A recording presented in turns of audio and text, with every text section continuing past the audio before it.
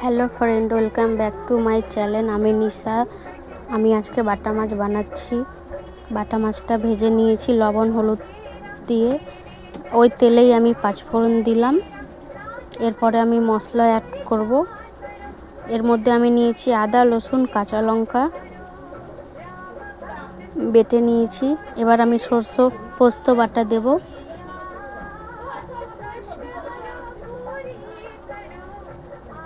পেঁয়াজ বাটা,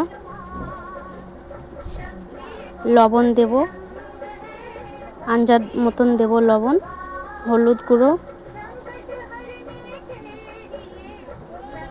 মশলাটা ভালো করে ভাজবো। এই যে মাছ ভেজে রেখে নিয়েছি, এখানে জিরার গুঁড়ো নিয়েছি,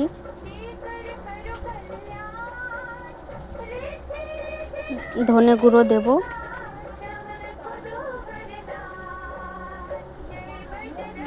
মশলাটা হালকা ভেজে নেব। এর ওপর আমি টমেটো বেটে নিয়েছি, টমেটো বাটা দেব, ধনে পাতা কুচি,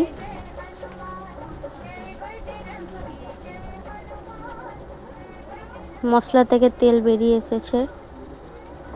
আর একটু আমি ভালো করে মশলাটা একটু ভেজে নেব 5 মিনিট মিডিয়াম আছে।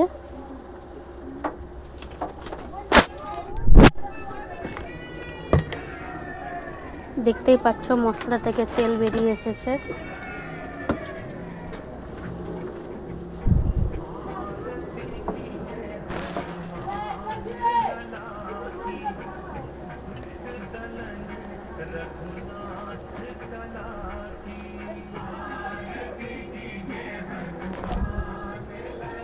এর মধ্যে আমি হালকা জল দেব,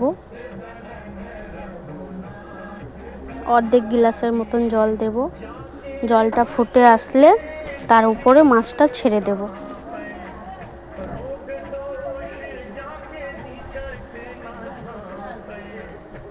এই যে জলটা ফুটে গেছে মশলাটা, এবার আমি মাছটা দিয়ে দেব।